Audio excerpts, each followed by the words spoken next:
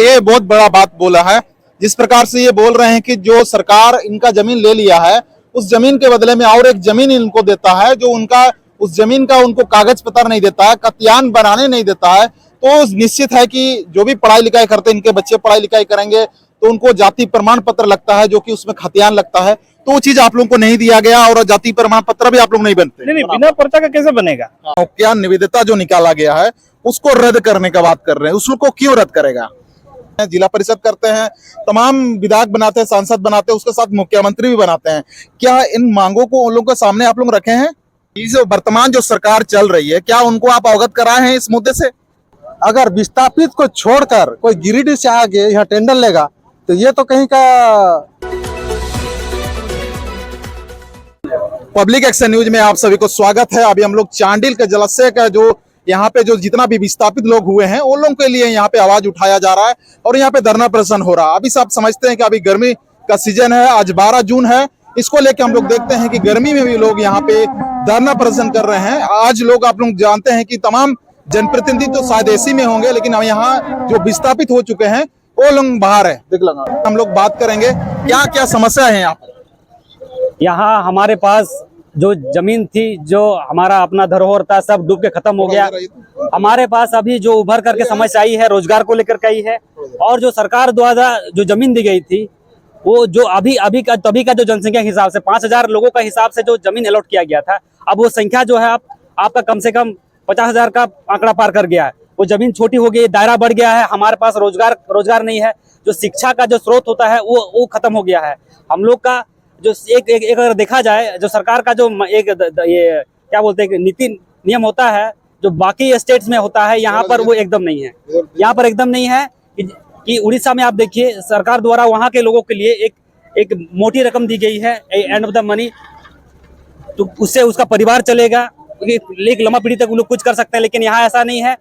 हर बार यहाँ नीति नियम बनता है। 2006 में एक नियम बना, उसका फिर 2012 में ऐसे बनते गया। लेकिन जो भी नियम बनता है यहाँ पर, उस नियम के ताक पर रख करके जो विभाग है अपने रवैया चलाती है और अपने मनमानी ढंग से काम करती है, जिसमें विस्थापितों का नुकसान ही होता है। और बात आप लोग बोल रहे हैं कि पर्यटन विभाग द्वारा नौक्या निविदता जो निकाला गया है उसको रद्द करने का बात कर रहे हैं, उसको क्यों रद्द करेगा? उसको इसलिए रद्द करने का हम लोग मांग कर रहे हैं कि वो जो निविदा निकला है उसको जो देने का काम कर रही है, वो बाहरी को देने का काम कर रही है। वो यहाँ का नहीं है, यहाँ का हमारे को विस्थापित नहीं है। वो कहाँ गिरिडीह की कहाँ का है, क्या है, हम लोग को किसी को आइडिया नहीं है। हमारा बस इतना मांग है, निविदा निकाले, कोई भी प्रोजेक्ट निकाले, उसको सबसे पहला प्रायोरिटी यहाँ के विस्थापितों को मिले और यहाँ के लोगों को मिले, तब जाके हमारे लोग रोजगार से जुड़ेंगे। मतलब आपका कहना है कि वहाँ जो आया हुआ है वो बाहर के लोगों को दिया गया है, जमीन आपका गया है, विस्थापित आप हुए हैं, लेकिन जो उसका मतलब वहाँ का टेंडर जो निकाला गया वो बाहर के लोगों को मिला है। जी एकदम। यहाँ जमीन हमारा गया है, हमारे लोग मरे हैं, हमारे लोग बिछड़े हैं, लेकिन यहाँ पर ये जो निविदा निकाला गया, इसे ये एक प्रायोजित है, ये सरकार द्वारा, विभाग द्वारा यहाँ के क्या बोलते हैं परियोजना के तहत पैसा लूटने का और हम लोग को बेघर करने का और बेरोजगार करने का ये अपना सिद्धांत बनाया है। बिल्कुल, यहाँ पे बहुत ज्यादा मांग है, लगभग 11 मांग है।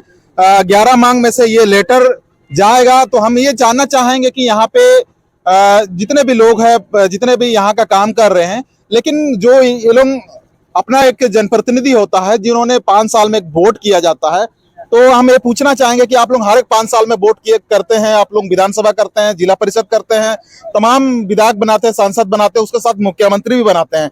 क्या इन मांगों को उन लोगों के सामने आप लोग रखे हैं? एक लंबा समय से जो है हम लोग को सबसे ज्यादा मूर्ख यहाँ का नेता मंत्री ही बना के आया हुआ, ये आपको हम बता दे रहे हैं। क्योंकि ईचागढ़ में एक बड़ा वोट बैंक मायने रखता है यहाँ का विस्थापित, और ये विस्थापित वोट बैंक की वजह से ही यहाँ पे चुनाव का जो टर्निंग पॉइंट साधा जाता है। जैसे आप अगर देखिएगा, जमशेदपुर में 86 बस्ती का मसला है, तो ईचागढ़ में विस्थापित का मसला, और विस्थापित को ठग कर ही यहाँ पे विधायक बनता है और यहाँ पे संसद बनता है। लेकिन यहाँ का ना चुनाव के पहले क्या बोलता है आपका ये जो प्रतिनिधि लोग जो चुनाव लड़ते हैं? चुनाव के पहले उसका सबसे पहला पॉइंट रहता है कि यहाँ के विस्थापितों को हक अधिकार दिया जाएगा, यहाँ पे नौकरी दिया जाएगा, जैसे कार्ड नहीं बना तो कार्ड दिया जाएगा। ये जो जितना प्रलोभन होता है सबसे पहले यहाँ के विस्थापितों को दिया जाता है, उन्हें अपने प्रलोभन में लुभाया जाता है। उसके बाद जो है बाकी क्षेत्र में यहाँ के विधायक घूमते हैं। बिल्कुल। तो अभी जो वो सारे वादा जो किए हैं, क्या उनको आप इसमें आप जिताए हैं? वो जनप्रतिनिधि बने आपका? अभी फिलहाल में? अभी जितना भी जनप्रतिनिधि मतलब हम बोलना चाहेंगे आपको, ये जो डिस्प्लेस हुआ, ये सबसे बड़ा आबादी जो उधर से इधर आ गया है, यही आबादी यहाँ पे तय करता है कि यहाँ का विधायक कौन बनेगा। ये एक बड़ा आबादी है और ये आबादी जिधर जाएगा उधर ही एमएलए बनेगा। ये जो वर्तमान जो सरकार चल रही है, क्या उनको आप अवगत कराए हैं इस मुद्दे से? कई दफा हम लोग ये जैसे आज आप आंदोलन देख रहे हैं, ये शुरू से लेकर के हम लोग ये आंदोलन ही कर रहे हैं और सरकार से लेकर जो भी पर्यटन का मंत्री रहा हो, राज्य के मुख्यमंत्री रहे हो, सब तक हम लोग अपना जो है पत्राचार के माध्यम से, आंदोलन के माध्यम से हम लोग अपना मैसेज को वहां तक पहुंचाते हैं। लेकिन शर्म की बात है, यहाँ सरकार खाली बोलती है लेकिन करती कुछ नहीं है। आदिवासियों के लिए कोई सरकार कुछ नहीं करती है। लास्ट में हम पहले भी बोलते आ रहे हैं, एक दिनेश मुर्मू जैसा आदमी अगर 12 साल 15 साल के बाद तीर धनुष सीने पर मारता है, वही हम लोग करना पड़ेगा। अगर यहाँ का मंत्री, यहाँ का विभागीय आदमी अगर हमारा बात नहीं सुनता है तो हम लोग भी तीर का नोक पे उसका छाती पे मारेंगे और हमारा अधिकार लेंगे। बिल्कुल, ये बहुत बड़ी समस्या है। हम लोग जानते हैं दिनेश मुर्मू जी को 30 साल परेशान किया गया, तो उन्होंने अपना समस्या को 30 साल बाद अपना तीर धनुष के नोक पे सुधारने का काम करने वाले ये लोग भी इस प्रकार बात कर रहे हैं। लेकिन हिंसा को हम स्वीकार नहीं करते हैं। फिर भी ये आवाज जो है, ये लोगों का दिल में जो दर्द है, ये लोगों को अपना आप लोगों के तक पास पहुंचाने का काम हमारा काम है। आप क्या बोलना चाहेंगे? आप देखिए, मैं तो सबसे पहले बोलूंगा कि ये डैम ही अवैध है। डैम अवैध है? डैम अवैध तरीके डैम से तो बनाया बन गया है। डैम बन गया, लेकिन हमें किस तरीके से निकाला गया? जो कार्ड बनाया गया उसका रेड कार्ड बना दिया लाल, उसका कलर हो गया लाल पीला। आप देखिएगा, लाल पीला हम लोग जब फुटबॉल खेलते हैं तो लाल और पीला कार्ड कब दिया जाता है? अगला को माने अगला गलत साबित करने के लिए। यानी कि हम जमीन दिए, गलत हम हो गए। जमीन मेरी पानी तेरा, ये किस कहाँ का नियम है?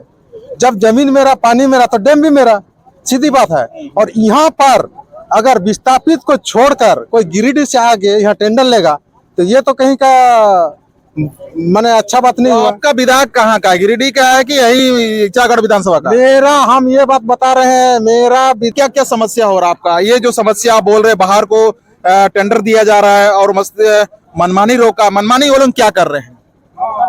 मनमानी कर रहा है। आप देखिए, अभी बारिश आ रहा है, किसी सूचना के बिना पानी को आप मनमर्जी वो लोग मनमानी तौर पर बढ़ा देता है। और आपका सब अपना विस्थापितों का भी जो साइड में है बगल में, वो लोगों को डूब जाना पड़ता है। सब घर द्वार छोड़ के भागना पड़ता है, तिरपाल के नीचे रहना पड़ता है। मतलब पानी को बढ़ा देने से आप लोग डूब जाते हैं? थोड़ा आगे। पानी को बढ़ा देने से आप लोग डूब जाते हैं, मतलब अचानक बढ़ा दिया जाता है, गेट बंद कर दिया जाता है? अचानक बढ़ा दिया जाता है। ऐसे भी हमारा गांव तो अभी भी डूबा हुआ है, लेकिन फिर भी जो भी बचा खुचा है उसको भी डुबोने का काम करता है लोग बारिश में। ये जो आपको जब जमीन लिया जा रहा था, तब आपको क्या क्या बोला गया था कि क्या क्या आपको हम सुविधा देंगे? देखिए, जब जमीन लिया गया तब तो सब परिवार में नौकरी देने का बात था। हम तो चाहते हैं कि वो जांच करे कितने विकास पुस्तिका बना है और कितनों को नौकरी मिला है। मेरा विकास पुस्तिका संख्या है 1749, मेरे मुंह में याद रहती है। मेरा गांव हुआ कल्याणपुर, टोला धातकीडी। 1749 आपके चैनल के माध्यम से, आपके समाचार के माध्यम से मैं विभाग को, मंत्री को और विधायक को भी कहना चाहूंगा, 1749 विकास पुस्तिका को आप जांच कर लें। उसके बाद आप देखिए कि उसे आप क्या दिए हैं। कुछ नहीं दिया हमको। ठीक है, विकास पुस्तिका भी हम लोग अगले दिन हम लोग देखेंगे, ये करेंगे, लेकिन इनको कुछ नहीं दिया गया बोल रहा, तो सच्चाई बोल रहे होंगे। और ऐसे क्या क्या समस्या है जो आप लोगों को अभी धूप में भी आंदोलन करना पड़ रहा है, और ये तमाम क्या क्या मांगे हैं? ये सारे मांगे तो ये है ना? और क्या बोलना है आपको? देखिए, मैं यही कहना चाहूंगा जनप्रतिनिधि से भी कि सिर्फ चुनाव में विस्थापित को फुटबॉल ना समझ ले। विस्थापितों को फुटबॉल समझा जाता है, चुनाव आता है तो जीत तो जाता है मैच, लेकिन बाद में विस्थापित वही भूखे रह जाता है, मरने के कगार पर छोड़ देता है। इन लोगों को कोई सुविधा नहीं मिलती है। क्या आने वाला दिन में अगर आप लोगों का समस्या नहीं सुलझता है तो क्या ये जनप्रतिनिधि को आप लोग भी फुटबॉल बना के उलट पुलट कर देंगे? एकदम भोगना पड़ेगा वो लोगों का। अब कभी इन लोगों को हम लोग सपोर्ट नहीं कर रहे हैं। चलिए, क्या नाम हुआ आपका? मेरा नाम बुद्धेश्वर मांझी। चलो, बुद्धेश्वर मांझी जी से बात हो, तमाम चीजों को लेके उनका दर्द तो आप देख रहे हैं, लेकिन बिल्कुल जायज है। और ये जायज को स्थानीय लोगों को बात करना चाहिए जो इस कुर्सी पे बैठे हैं कि हमें आपका पूरा करेंगे। आपका क्या बात है कि आप लोग इसका तरह का आवाज उठा रहे हैं? बोलिए। देखिए, यहाँ विस्थापित का जो भी समस्या, अभी तक कोई समस्या का समाधान नहीं हो पाया है। एक भी समस्या समाधान नहीं हुआ?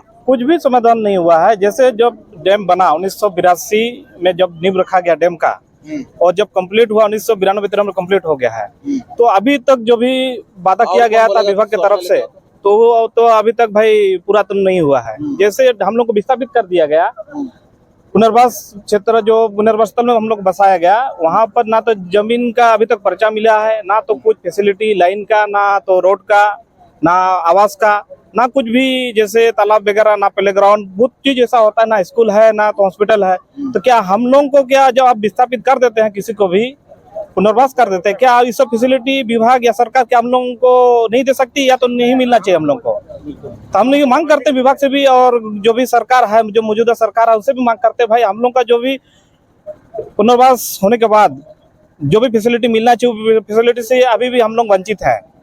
बिल्कुल ये बात सही है। तमाम चीजों को लेके आज हम लोग देख रहे हैं, आने वाला दिन में इचा कड़काई डैम भी बनने वाला है, और तमाम हम लोग रांची की तरफ देखेंगे तो वहां पर भी कई रिम्स टू के लिए जमीन लिया जा रहा है, लेकिन तमाम जमीन को लेने के बावजूद, तमाम वादे करने के बावजूद, उस वादे को जब पूरा नहीं होता है तो विभिन्न प्रकार का समस्या ये लोगों को होता है।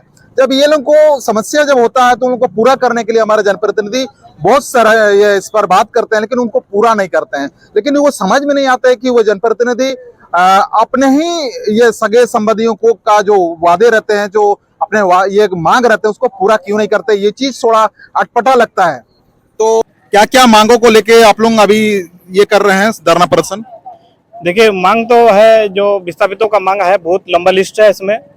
जैसे कि अभी तक जो पुनर्वास हम लोग को विस्थापित कर दिया गया, तो उस जमीन को जिसमें हम लोग को बैठाया गया है, तो वहाँ का अभी तक पर्चा नहीं दिया गया है, ना तो वहाँ का रोड है, ना मतलब आपको जो जमीन दिया गया है उसका पर्चा, कागज पत्र नहीं दिया गया? नहीं, कुछ नहीं दिया गया है। हम लोग का तो वही जो पुराना खतियान जो पहले था, जो दिया गया बाप दादा का जमाना का जो भी था, उसी पर्चा से बना रहे हैं। जैसे कि जो भी जैसे एजुकेशन, पढ़ाई में या नौकरी में जो भी लगता है, जाति आवासीय बनाने में बहुत कठिनाई होता है। अच्छा, मतलब ये बहुत बड़ा बात बोला है। जिस प्रकार से ये बोल रहे हैं कि जो सरकार इनका जमीन ले लिया है, उस जमीन के बदले में और एक जमीन इनको देता है, जो उनका उस जमीन का उनको कागज पत्र नहीं देता है, खतियान बनाने नहीं देता है, तो निश्चित है कि जो भी पढ़ाई लिखाई करते हैं, इनके बच्चे पढ़ाई लिखाई करेंगे तो उनको जाति प्रमाण पत्र लगता है, जो कि उसमें खतियान लगता है। तो वो चीज आप लोगों को नहीं दिया गया, और जाति प्रमाण पत्र भी आप लोग नहीं बनते। नहीं, बिना पर्चा का कैसे बनेगा?